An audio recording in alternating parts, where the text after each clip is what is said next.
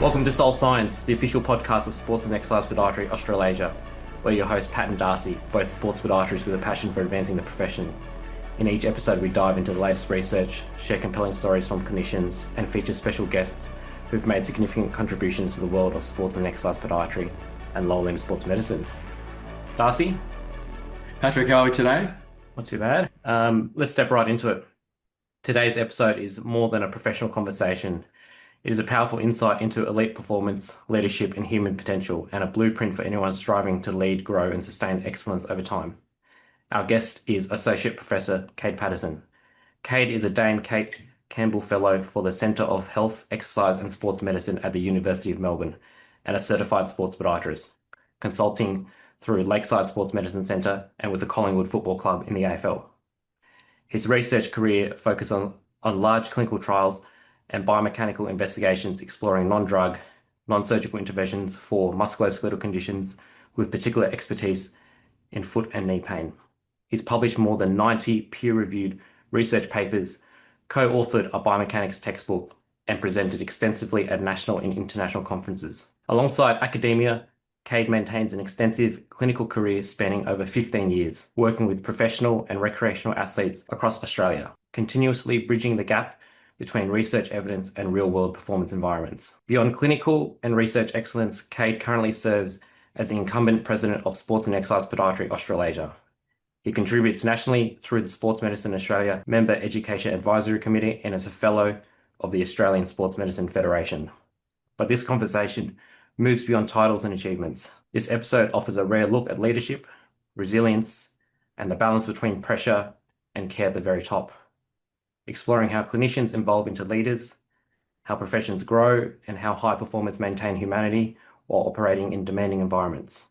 Because at the highest level, performance is never just physical or intellectual, it's deeply human. Associate Professor Kade Paterson, welcome to Soul Science. Great to have you with us. Hi, Darcy. Thanks for that introduction. That was very kind, very nice. Thank you. Kade, what does sports and exercise podiatry mean to you, and how has that definition changed throughout your career? Yeah, look, I mean, it's activity, isn't it? It's sports and activity. So we focused historically on the sports, and we're now recognizing that the movement, the activity related things that people do are probably a greater component of our work and a more important target for our work as well. Hence, obviously, the name change with Sports and Exercise Podiatry Australia. Just to kind of bring the exercise in.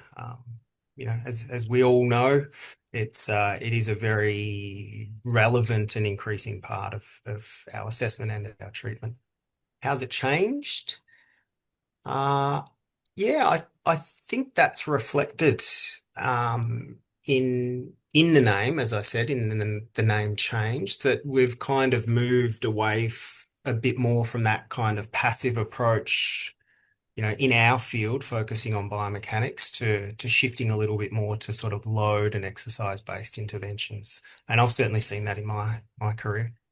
Can you take us back to the beginning, Kade? What drew you into podiatry and how did it all begin, mate? Yeah, I can. I get asked that question all the time. Like, why are you into podiatry? I'm sure we all do, actually.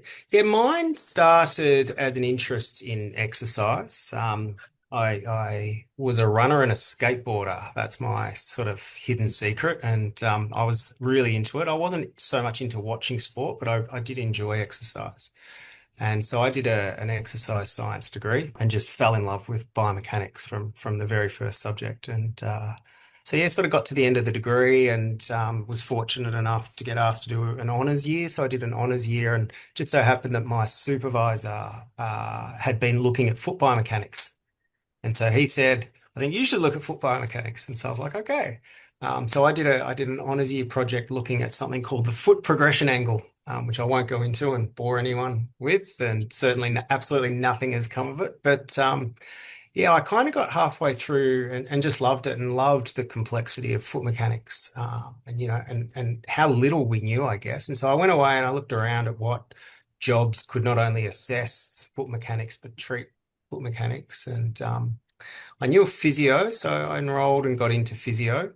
But while I was waiting remember I was in a prosthetist's office and they had a brochure for podiatry at La Trobe, and I was like, oh, what's this? I hadn't really heard of it. And yeah, looked through the brochure and thought that's exactly what I want to do. So I changed my preference, and here I am. Got into podiatry.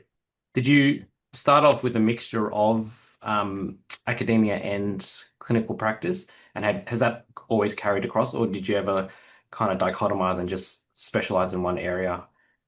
I started, I guess, not in research, but in yeah, academia. So I did both. So when I studied podiatry, I was actually in the unenviable position of also doing a little bit of teaching, and I got a job tutoring my same year level that I was studying with. So it was like, Monday, Tuesday I was in class with them, Wednesday I was taking tutes for them, and then Thursday, Friday back in class with them. And yeah, that was an interesting experience. But yeah, so I sort of kept up tutoring, I guess.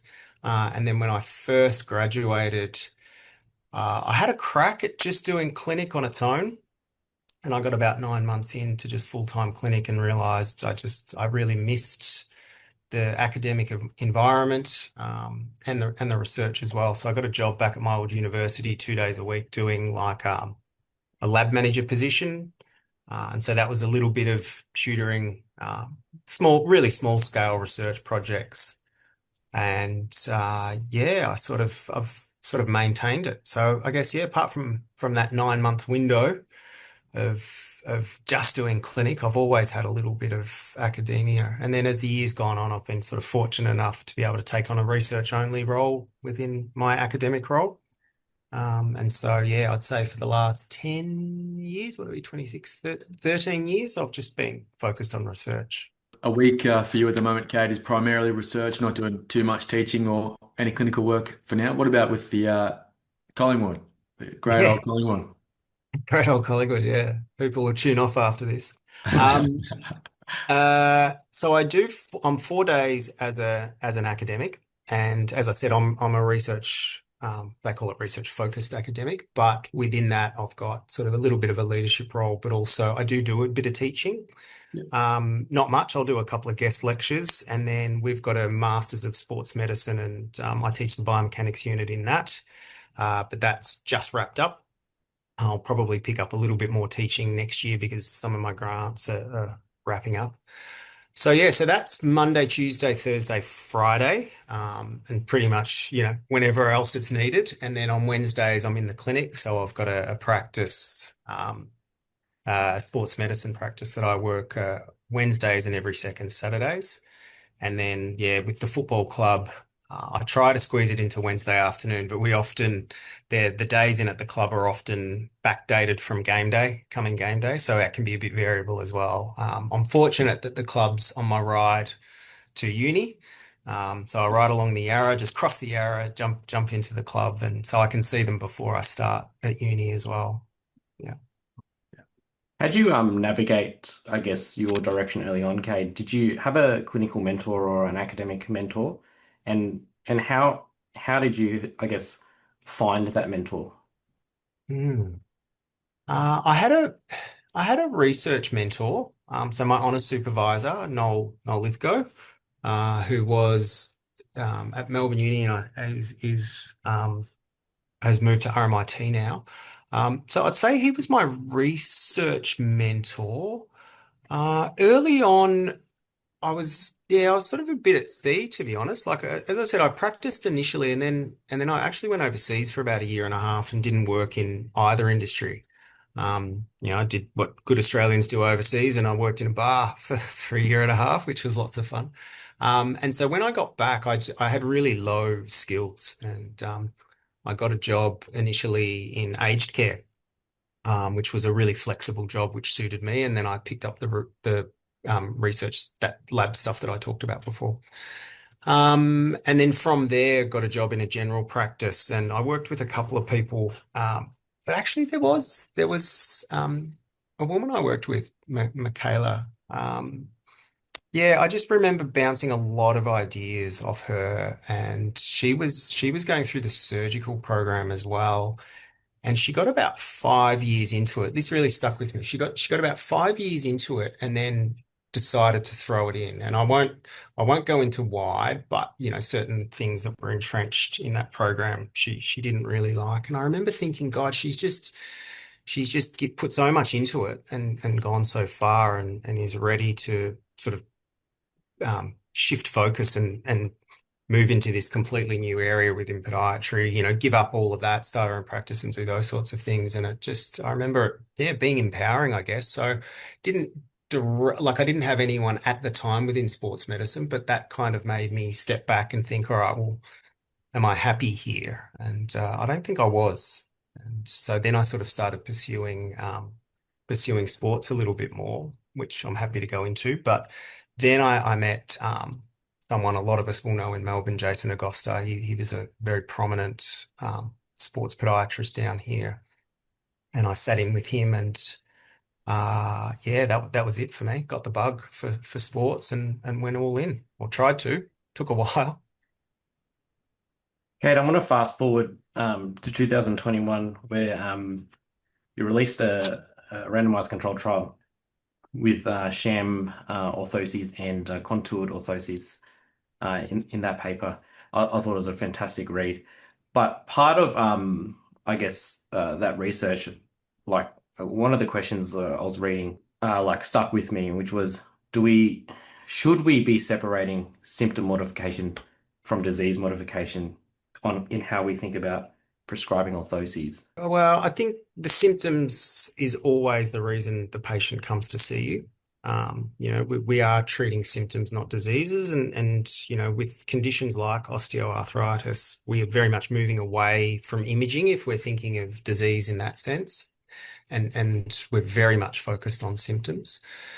And obviously the two are really interlinked. So I would argue, yeah, your primary focus is the symptoms, and very much so until we can come up with some disease modifying treatments. And there's been, a few proposed, but nothing so far. There's no panacea that I'm aware of for a disease modifying agent. I think orthoses, well, most of our treatments really will will want to improve symptoms by modifying the disease. And, I think podiatrists are very good at trying to understand the mechanisms of disease and target those mechanisms with, with the ultimate intention of improving symptoms. Is that sort of what you were getting at? Definitely. Yeah. Um, I thought it was a really good read. And I was also reading up on your article back in 2020 where you did the survey across the UK and Australia for clinical practice. What that paper found, I guess some of the results we were finding was there was heavily favoritism, obviously, with podiatrists favoring orthoses and then physios favoring exercise. Given our recent name changes over the years for SEPA, what do you think exercise is catching on a lot more in podiatry, or do you still think it's still trendy? I do think it is, yeah. And so, sort of to quickly summarize, so we did an international survey of podiatrists and physios to see how they managed first metatarsophalangeal joint osteoarthritis, and yeah, looked at how they assessed and then how they managed it. And one of the main findings, as you said, Pat, was that physios overwhelmingly use exercise, much less often use or foot orthoses. And then podiatrists, it was in reverse. So many, many more used orthoses, particularly custom foot orthoses. And from memory, it was something like only about 40%, somewhere around there, high 30s, used exercise.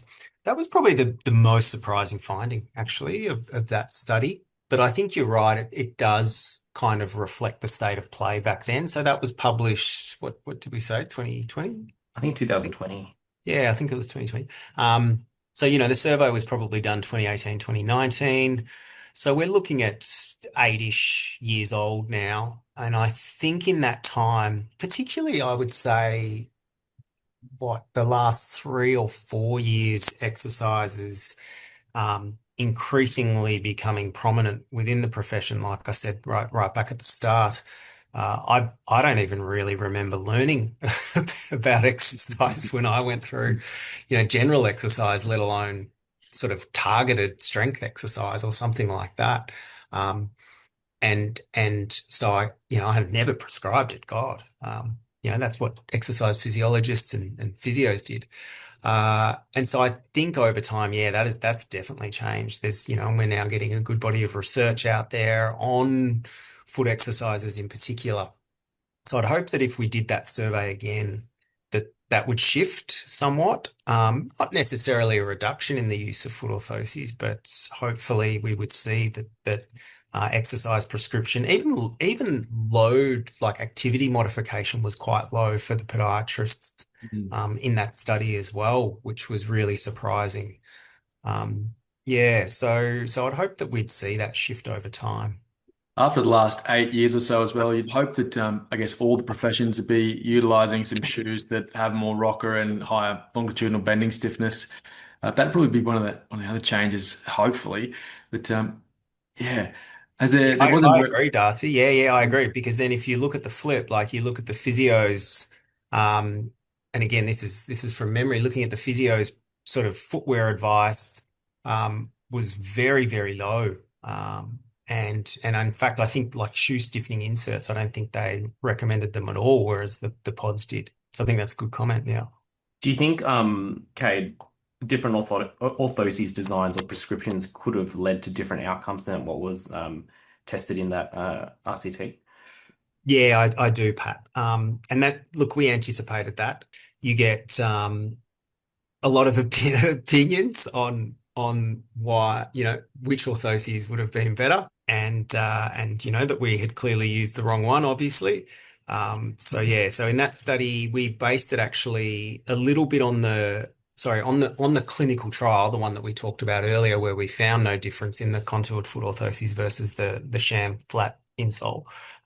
So we based that on the earlier survey that we're now discussing to see what pods did, and there was some background data that wasn't published in the paper that showed which devices they use more commonly, what are the most common modifications they might make to the orthoses, under what circumstances, and those sorts of things. So we then pulled that data out, and we formed like a bit of an expert consensus group, and we met and we went through that data and we said, all right, well, what's the best approach to use here? So we had a combination, I guess, of the clinicians. I think we had 100 and whatever podiatrists, and then this small focus group of around 10 research clinician pods to finalize the orthoses that we would use in the ultimate clinical trial. What was interesting, I think, in that one is there was about a 50-50 split in the data, the survey data, and in the expert consensus about whether to use either a first-rate cutout for people with big toe 08 or a Morton's extension. I think it was about a 50-50 split for both of those. And in the end, for the trial, we went with the form thotic because prefab was the most commonly prescribed. We went with the cutout, and then the consensus group said that if the person had no range of motion or very, very minimal range of motion, or if the cutout hurt, you would then use an extension instead. So we tried to get a little bit of, I guess, that customization that we all do. And then there was an added provision if they had a foot posture score above, I think it was 7 or 8, you'd add on a varus wedge. Would we have got a different result if we used a different orthoses? Probably. Well, actually, you know what? I'm going to say no. I don't think we would have.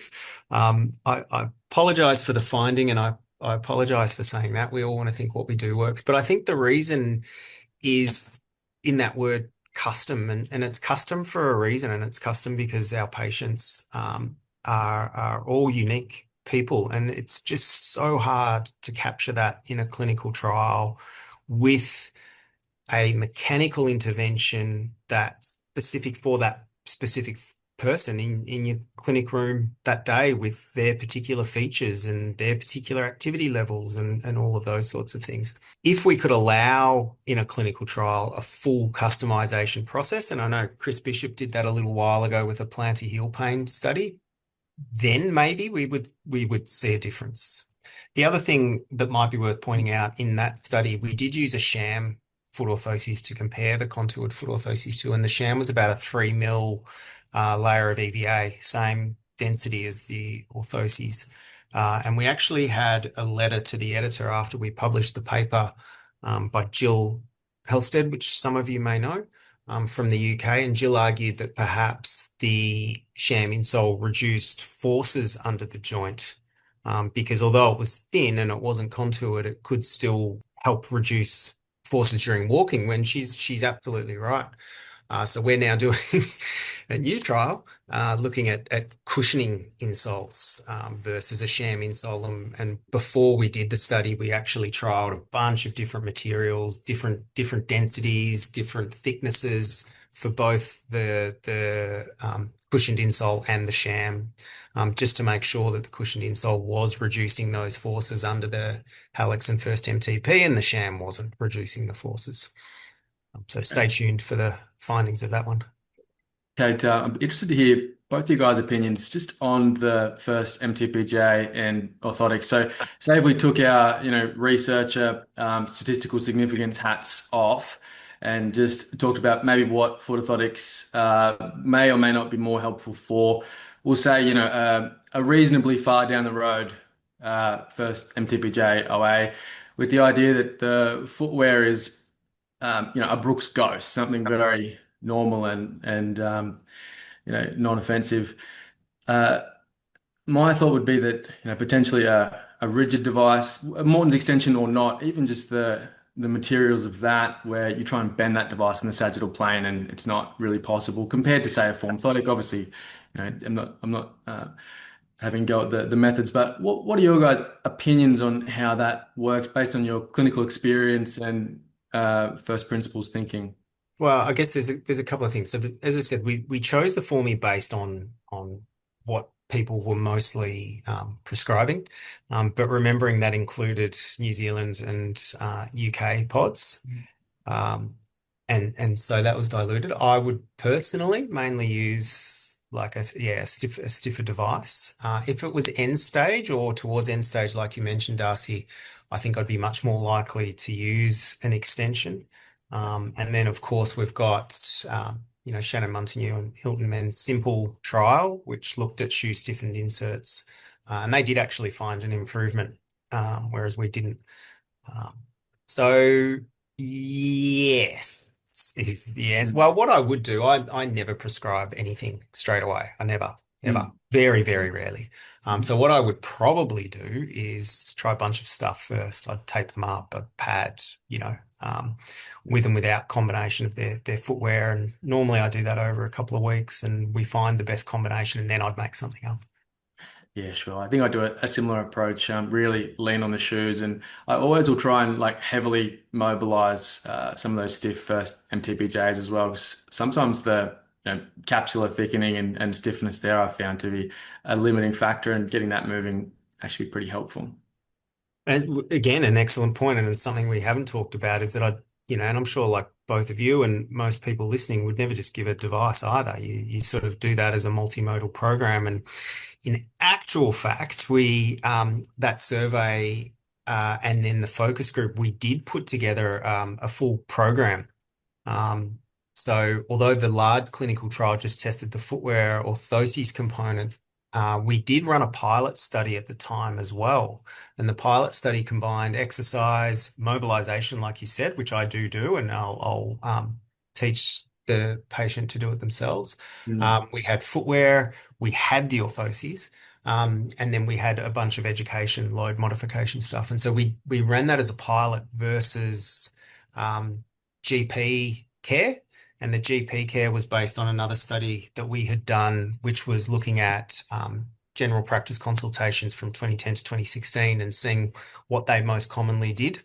And as I'm sure you can guess, they most commonly prescribed medication, even if the patient was new. And in fact, again, from memory, I think they prescribed opioids almost as much as they referred to a podiatrist or a physiotherapist, which is just super scary. And you hope that's changed.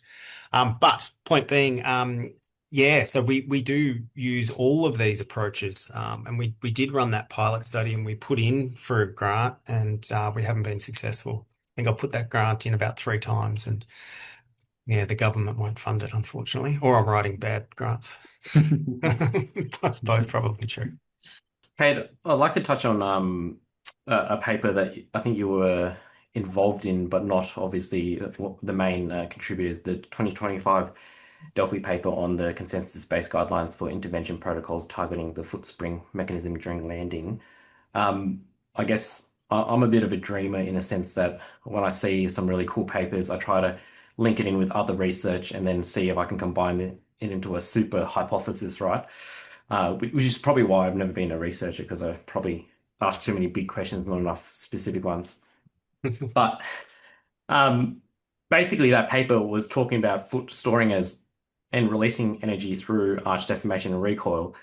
How do you think that affects the pathogenesis of first metatarsal joint osteoarthritis, given that prevention is probably better than reaction? Yeah, good question. Lots of good questions. Yeah, that paper by I think can't remember how to pronounce it. Correctly. Radcliffe, yes. Who just did a brilliant job on that. That was wrangling a bunch of us sheep trying to, sorry, I should say cats, wrangling cats. These large kind of, they're called Delphi studies where you try and get agreements. They're very, very difficult to do, and to get everybody sort of moving in the same direction. So well done on that paper. I wasn't my paper, I was involved, but yeah, it was their project and they did a great job. Do I think, well, I guess you've got two things, right? So with the foot spring that we all now learn and like, and you're getting that deformation with load. It's storing the elastic energy, which is released as we move into propulsion, and it helps with propulsion, right? So you improve that energy storage and release. You improve hopefully propulsion. It's also a two-way street, right? So if you've got an osteoarthritic first MTP, that can really hamper, I guess, that propulsive and energy release. But I think you used the word prevention. Was that right, Pat? Yeah, well, I guess preventing would save the health system a lot more money than treating, right? Yeah. And I think that's a really good perspective and approach that, we should be trying to get these people early, and using some of these exercise approaches that target these particular mechanisms. Essentially that whole thing is like a stretch shortening cycle, which we've all learnt, where the muscle fibers are shortening and storing that energy, which is released upon lengthening. And those approaches we know how to capture them, we know how to improve them. And so early on in the disease process, if you're able to improve propulsion, you keep the person moving. Hopefully, it is keeping the joint healthy, which goes back to Darcy's point earlier around the joint capsule. If you're keeping it moving well, you're keeping that capsule hopefully healthy, stimulating synovial fluid production, so keeping the internal environment of the joint healthy as well. Don't know if I've answered your question. I've spoken, but I don't know if I've answered it. Yeah, so I think there's potentially a role. I think we also do need to be a little bit careful though, because if the joint is really stiffening up, we do run the potential of losing that component of the foot spring. And maybe that is where we lean a little bit more towards the rocker shoe approach or something like that.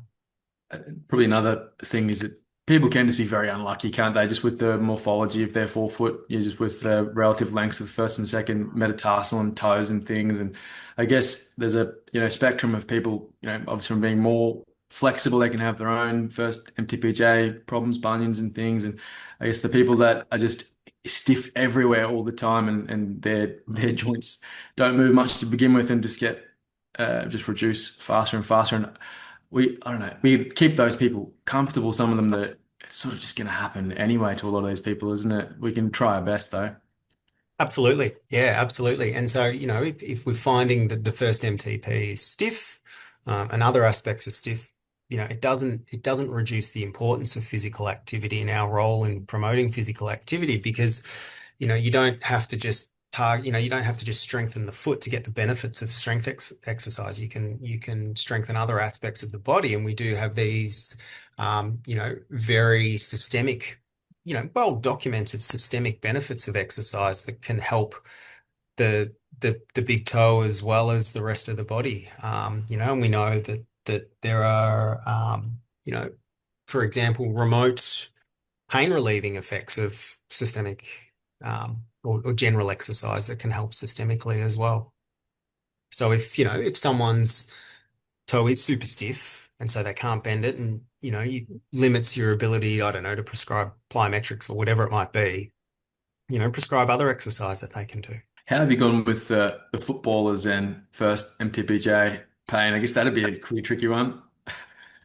They get stomped on and narrow boots and Oh, can't this fit things in stomping, there. Darcy. It's like you get someone, you try all of this stuff, and I've had one recently, that's been pretty creative, and I'm like, yeah, I've done a really good job here. Like, pat myself on the back. I've had a couple of people help me with it, Tom Bruff and Sam Turner, and look how good we are. And then bang, he goes and plays, and someone steps on it. It's like, Oh. oh, you're right back. So actually, I heard Emma Poynton in your last podcast talk about she'd love to do a study on the prevalence of first MTP problems in this population. And yeah, Em, if you ever listen to this, shoot me a text. I reckon that'd be a great study. You do see it quite a bit. You're right, Darcy. It does appear to be common. And I think we are good at managing the mechanics. Um, it hurts with propulsion. Okay. So if we need to, we can stiffen that up. We'd rather not, but if we have to, but it also hurts with kicking. You're like, oh God. Okay. So then you sort of deal with that. Um, and then, yeah, as I said, someone stomps on it and all your good work's undone. If we hop a bit more laterally to some of the other content that you've published over the years, in 2022, you had that article cutting through the hype on platelet-rich plasma. Can you tell us more about that paper? Yeah. Hype or hope. The platelet-rich plasma study. Certainly been the biggest study I've ever been involved with, and I was lucky to run that trial. It was really complex, based out of Melbourne and Sydney. And in fact, for early career practitioners, we started that study, myself and the sports doc in our clinic. We had no budget. He was treating people with PRP, and we thought, how cool to run a little small randomized controlled trial. And so we sort of got some ethics, and we yeah, had a bunch of people that were happy to receive placebo if at the end of the trial they got PRP as well. And so we did a little pilot study, and it got published. And when I moved across to University of Melbourne, the director of our centre, Professor Kim Bennell, thought, why don't we do a big scale version of that? So she put in for a large grant and got that, and we did the trial. And yeah, it was really exciting to be involved in. Um, when you would get a lot of pushback at the end of the trial if we didn't find a difference. And spoiler alert, that's what we found. We found that the placebo group improved, but so did the PRP group, and the improvements weren't different between the two groups. So that meant whether you got placebo or PRP, it didn't really matter. You still improved. And interestingly, you improved above what we call a minimal clinically important difference. So that's the pain improvements that's meaningful for that person. So both groups improved above that. There could be a lot of reasons for that. It could be that saline injections, which was our placebo, are a treatment, and there's a body of research that actually supports that. We're not exactly sure why, and this is independent of the so-called placebo or contextual effects. We're actually injecting saline into a joint can have therapeutic benefits. So whether it's that our particular PRP preparation wasn't a good PRP preparation, and God knows, like the orthoses, we've received a lot of quote unquote advice on the fact that our PRP wasn't the one that they would use.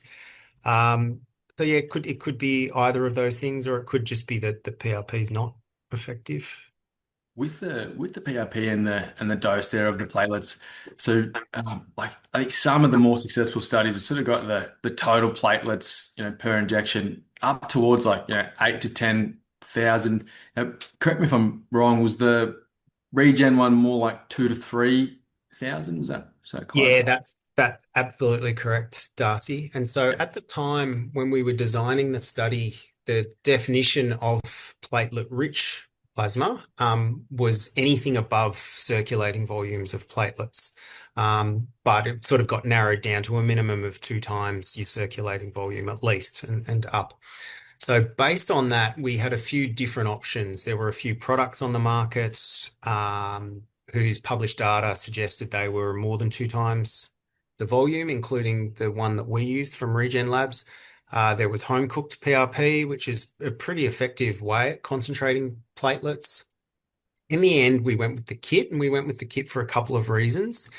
It was very commonly used in Australia at the time by sports docs and radiologists. It was standardized, whereas, home cooked, it's quite difficult to standardize. So we sort of early on leaned towards doing a kit. And then we reached out to a few different companies, and Regen were the first to come back and say that they would be happy for us to use their product. And I should say they didn't give us any money at all. We just received the kits. Yep. We ran into a problem early on in that study. I don't know if this is of interest or not, but the kit somehow, when you concentrate the platelets, does something called aggregation, and that means the platelets themselves are quite sticky, and when you spin them around, they stick together and they aggregate. And we could actually see this early on when we were practicing the protocol. Yeah, I sort of had probably about 10 liters of blood drained from me over the piloting of that study. But yeah, we saw these platelet aggregates, and that meant it was very, very difficult for us to count the platelet concentration. We'd put it in the platelet counter, and it would just come back with ridiculously low values, that like, not physiological values. And we reached out to the company, and they said that counting doesn't work in that manner, but the platelets disaggregate once you inject them in. And we were like, okay. So we went ahead and we used that particular product, and one of the downsides of that study was that we couldn't, as I said, we couldn't actually count what we were putting into people, and we had to rely on company data, which, you correct, Darcy, was 2 to 3 times concentration factor. What we did do, though, and we could do, was we could measure the growth factors. And what we were able to show is what we injected was very high in concentrations of, growth factors, stem cell differentiation cells, but it was also very low in things like pro-inflammatory cytokines. So it had all of the good stuff, and it was pretty low in the bad stuff, like quite marked. And certainly the growth factors, the high and low ones in the correct direction, were all within the range that was recommended. So we got criticized afterwards. Well, people misread the table, firstly. The platelet concentration they took was the person's platelet concentration, not the PRPs, but that's a whole nother story. So we did get criticized for that, and we got criticized that, the platelet concentration is much higher, or should have been much higher. But our argument to that was twofold. One, well, it was certainly showing the growth factors that it should have showed for PRP. And two, in terms of higher concentrations, that wasn't really the norm when we started the trial. Things sort of moved.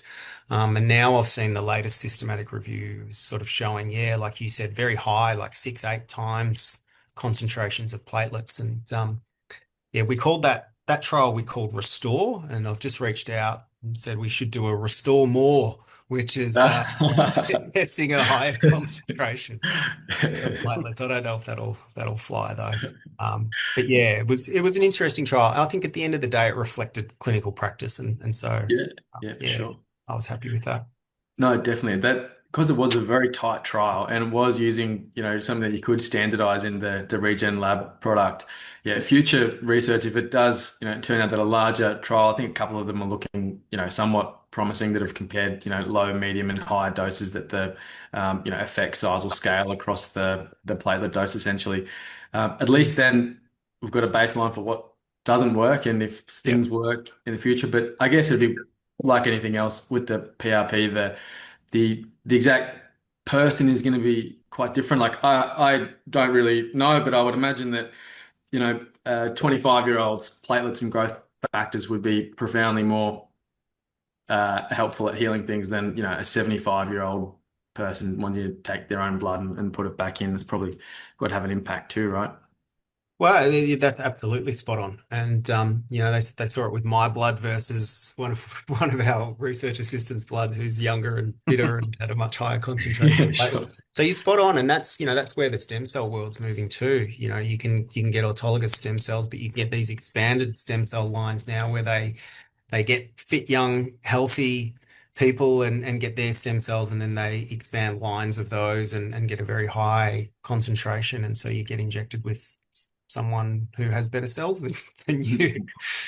Yeah. So we'll see if that works. But yeah, I don't There's, know. I would genuinely. I mean, we've probably got enough studies now. The problem is most of the studies are really low quality. yeah, I don't know if we want to get into that or not, but yeah, a lot. Like I would say, the majority by far are low quality studies. yeah, for And sure. when we at this stage, when we look at the high quality studies, the evidence isn't great, but I don't know that we've got enough high quality studies of high concentrations. And Mm. I think that would be really interesting. Yeah, I And think a lot of the studies are currently low impact factor at this point in time. Yeah, but they've got really high bias. Mm. So we were Mm. at pains to blind the patients and the treating doctors. We did a bunch of different things to try, figure out how we were best to blind them. And in the end, we used tubes that had like an opaque needle base, so you couldn't see the darker color. The needle itself was wrapped in a generic label.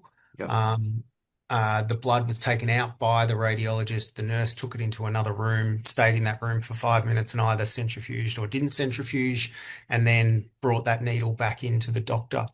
We asked both. There's a special survey. I won't go into it, but it's a blinding index to see if the patients and the treating doctor was blinded, and they both were blinded. And so these other studies, Pat, they either don't mention their blinding process, they might just say it's Yep. blinded, they don't describe it, or they don't blind either. Yeah. It was funny though, just a super quick anecdote. When we were trying to come up with the way to blind the needle, I did all of this research and I found these black syringes. And I'm like, oh, fuck, that's cool. So I went to our doctor and he's like, no, don't use that. He said, black hurts. Whatever you do, don't give them black needles. So yeah, so we didn't end up with black needles. Kate, throughout your career, you've done a lot of impact-based research and obviously you're quite a good clinician as well. Talk to us more about stepping into the role as the president of SEPA. Has that obviously changed how you think about the profession, or has that kind of enhanced how you think about the profession? And I guess talk to us about some of the responsibilities that come with your leadership at the national level. Hey, thanks, Pat. I've loved it.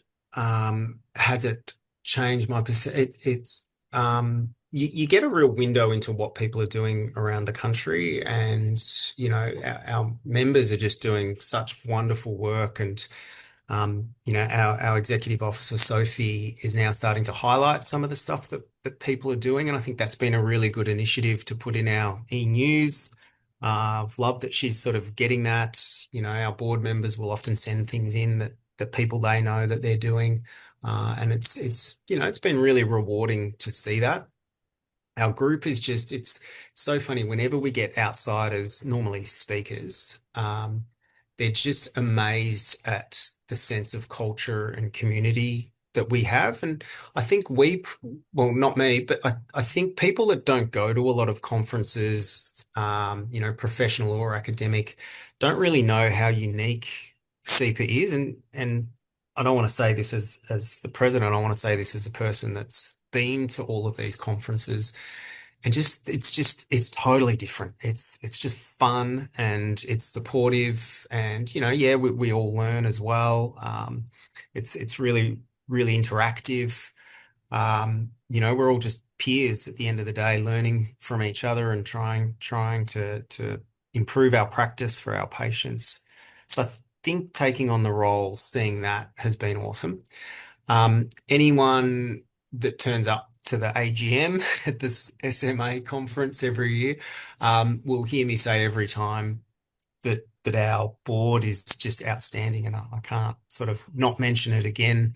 We're volunteers, and it takes up a lot of time. Dan Bonanno has organised a huge conference, and he's had help from Haley and from Sophie and from Carly and from a bunch of others. But that's difficult to do, and he's not getting paid to do that. So there's a lot of work behind the scenes as well from these amazing board directors, and I'm just really really fortunate to have them all, and them all contributing. So it's been a really rewarding experience, and it's been really promising. Actually, just the other thing I guess is the trajectories, just seeing it grow, like going from being a member myself early on to then being asked, sorry, to then, yeah, joining the board, and then now moving into the presidency. We've had sort of two strategic reviews in that time. We've just finished the second one, and we'll talk about that at the conference, the outcomes of that, seeing the organisation grow and do so much. Yeah, that's been a really pleasing side of being in this role as well. Where do you think the direction of sports and exercise podiatry is moving, and where do you think we need to focus our advocacy? It's moving up, that's for sure. I think it will be more and more common to see a sports podiatrist in clubs other than elite clubs. Yep. I think at the moment, often the athletes, the players, the public, whatever, they'll go and see a podiatrist. I think more and more we'll start to see, hopefully, podiatrists embedded within some of these clubs and some of these organisations. So I think that part of things will grow. And I think, um, yeah, I guess the interdisciplinary nature will be a really good consequence of that as well, being embedded within clubs. They will learn kind of what we do and how valuable what we do is, and we can talk to the S&C coaches and help inform the foot and ankle strength program. We can talk to the boot makers and help modify boots or runners or basketball, but whatever it is. We've obviously got our orthoses and general footwear skills as well. I think them seeing that and how useful it can be, I think we'll only see our role grow going forward. Fantastic. I guess that takes us to our tech and tool spotlight, gateways to innovation. Yeah. Kate, Great. thought you liked that one. Yeah, I like that. What tech do you think has genuinely improved musculoskeletal care in podiatry in recent years? The obvious one would be, I think Sam talked about this in his interview, is scanners. Scanners, when I started, it was just plaster, and God knows I was messy. I'd get more plaster on myself and the patient, their clothes than I would of their feet. So sort of moving away to that, into the slipper sock, and now into the scanning. Early on, those scanners were like $20,000. I remember getting a quote early on in my practice thinking like that's just prohibitive. So to now be able to get these lovely scanners that attach to your tablet, and you can scan and send it to the lab instantaneously. I think that's been really valuable. It's something that I've loved, and you can talk about the pros and cons of the different scanners, but I think overall it's been really valuable. The other one, look, not all of us have access to it, but plantar pressure, it's so useful. Like plantar pressure is the output, isn't it? And so, Mm. you can sort of see exactly where forces are going. It's really useful for patients as well and athletes as well to see that. But to be able to, scan someone walking, have a look at their pressure distribution, intervene right there and then have a look at it again, and then potentially build that into something more permanent. Like that's really powerful. They are still pretty expensive, and do you guys use them? Yeah, I am fortunate enough to have the Zebras set up in clinic. So yeah, I use that daily. And like you said, the pre and post is super valuable, and even just being able to view a pattern, just a common pattern that you would see over and over again, and then just seeing how the archetype of that pattern changes a little bit, and then what you might do differently, and how the different. It's just so powerful. The pattern recognition skills over the course of using it for, a year or longer is just so powerful. Yeah, yeah, I agree. Yeah. I still phone box Kate, and actually, our unreleased panel special for orthoses was recorded the other week, and I did mention something along the lines of, do we really accurately capture heel expansion with a scanner versus semi-weight bearing phone box? But that's a hidden trade secret that we'll hopefully publish once that episode gets released. That's interesting. Yeah, I'll listen out for that. Wasn't there a study that did compare There fake was, or a I think there full-on was, study that compared them? Yeah, yeah. And I did, yeah, that, the heel expansions are really, well, foot expansion really, but yeah, heel expansions are really good one. And we obviously correct for that within the software, but do you really correct for it? that's the We question. had this discussion to death last week, and yeah, some good takes Okay. in there, I think. All right. So stay tuned for the Yeah, orthoses yeah. podcast episode. It'll be out next week. All right, Oh, let's good. Oh, look forward to it. let's head into our unpopular opinion segment where we go around the country and get some unpopular opinions and then debate them graciously on our episode. I Uh, like this one. This is like for any of you that listen to ABC footy, like Corbin Middlemass has a flesh it out or throw it out. Brings up I brings up like a that one. I controversial. like Yeah, that yeah, one. it's great. It's great. All right, the first one. Darcy, we'll start with you. Evidence-based practice is often misunderstood in clinical sport. Do you Ooh. think evidence-based is a buzzword? Would you like to debate that? I do think it is a little bit of a buzzword, to be honest. I think that research is very valuable and we need to do more of it, and we're getting better at it over time. But research is not as good at taking complex clinical pictures and telling us exactly what to do with them. And with most sports, we've got a pretty chaotic environment often, and a person with their own unique challenges, problems, strengths, and weaknesses. So I think we can't rely too much on the research for that. Okay. Yeah, yeah. Um, I don't know if it's a surprise or not. I agree. I think I think my academic qualifications in the club are almost looked at with disdain rather than favor. Um, yeah, it is, as Darcy said, look, it's really hard. It's such a nuanced environment that research is really difficult to apply a lot of times. You're really dealing with, I hate the term, but unicorns. They're really unique people in a really unique environment, and yeah, oftentimes we can sort of be maybe evidence informed, but not evidence based. Mm. Number Mm. two, Yep. pain is an incomplete outcome measure in musculoskeletal research. So, why are we focusing solely on pain when should we be measuring performance as the outcome, Darcy? Uh, I don't know about performance, maybe function. Yeah. I guess pain could be an incomplete measure. Yeah, I'm not sure how I stand to that. I agree. I don't know about performance either, but I agree that pain doesn't capture, and when you work in sport at all levels, really, you get people that are playing in pain, and it bothers people to a greater or a lesser degree. But what matters is that they're playing for them, for a lot of them. In clinical trials, sorry to drag you back into the research world, we try to get around that. We do have other, we take a lot of different outcomes. Our trials are often set up and powered, which means the number of people we need to find the effect we're looking for, if it exists, are often based on one, sometimes two outcomes, and then we have a bunch of secondary outcomes, and we normally include like a global improvement within that on like a 7-point scale. And you could almost argue that that's more important. That's whether the person thinks they've improved or not.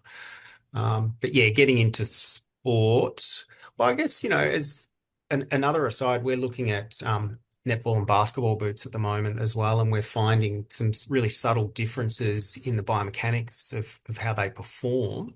But we're finding no difference in the performance outcome.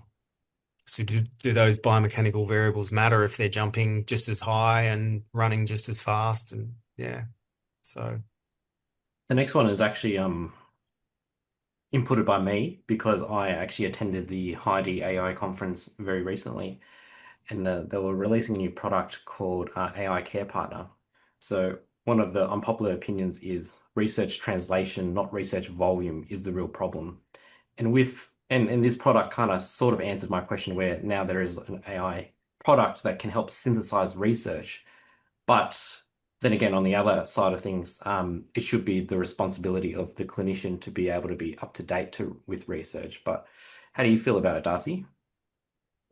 In terms of AI Research specifically or translation, research translation? not research volume is the Yeah, problem. yeah. I guess there's a lot of research papers that haven't been replicated. With research, it's not like there is a lot of volume out there, so trying to get all of the research on all of the topics and stay up to date on that all the time is not easy. I am a bit of an AI nerd myself, and I even though the reasoning capability of AI is improving exponentially, the sycophancy levels of just telling you what you want to hear is still quite hard to filter out, even if you request it. So I'd be hesitant to take things from AI at face value, um, and would like to look at that myself if it was me personally. just as a quick aside, I don't know if people are in meetings very often, but for those of us that are, we often use AI to record as you were, Pat. And I noticed when you asked that question, AI just got turned off. Did you Oh, notice that? See, it's gone. There you go. There you go. I 100% agree. We use it quite a bit. And it's quite often wrong. I mean, it's brilliant, like it is absolutely brilliant. And I think if you're busy in terms of summarizing, it can be really useful. But like anything, like social media, right? Like you can't always believe what you see. Mm. And you should do your due diligence. And the other thing that we touched on before was quality of research. And AI has, unless you specifically ask it, it's just gonna troll Reddit sites and troll research papers and whatever, and they'll have equal weighting. So some comment on Reddit can have equal weighting as, a paper published in the Journal of the American Medical Association. So you need to be careful. It's the phrase, garbage in, garbage out. So you need to be careful what you're prompting it to get the information you want, and you probably need to check it as well. Well, you do need to check it. And then the other part of your question, I think, Pat, was about translation, and yeah, we're notoriously bad at, at translating as clinician researchers, um, and the government is trying to get us better at it and has schemes targeted to exactly that. That's fantastic. Last one. A lot of young clinicians feel pressure to specialize too early. Do you think niching early is the way to go, Darcy? uh, I I think generally I could see it both ways, Pat. I think that it'd be hard for anyone to truly specialize. It's not like a podiatrist who wants to do purely pediatrics or purely sports medicine is going to get a caseload that has a majority of those things in it, most of the time. But I think it could be helpful in some ways where you would enhance the skills that you want to enhance, and then you would slowly pick up other ones that you weren't focused on. And I could see that the other way around as well. I think people should take interest in things and really go down rabbit holes and try things out and look to explore and expand knowledge on their interest area, no matter who they are. Okay. You waiting on me? Oh, I agree with you, Pat. I think I thought actually when you started this, I thought you were going to say early specialization in sport, as in like athletes, which we're getting really good evidence that that's not so good. So I think like sport generally, you should try and stay general for a little while.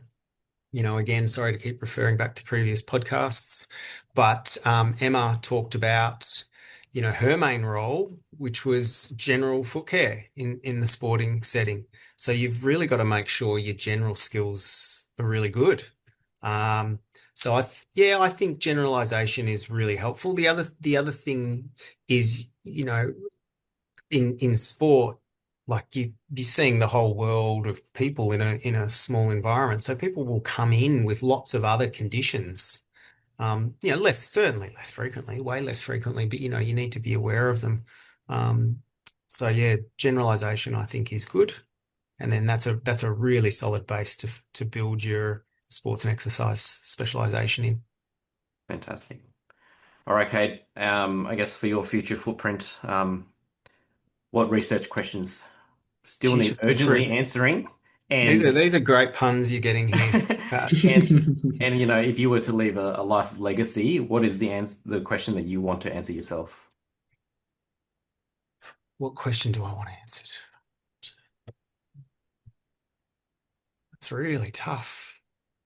Um, I would look, I got into research because I like to know how things work. So I guess I would like to know how, um, what the pathomechanics really are, because I do love biomechanics, of course. And as an example, we're doing a lot of work at the moment in patellofemoral pain and adolescents in particular with patellofemoral pain.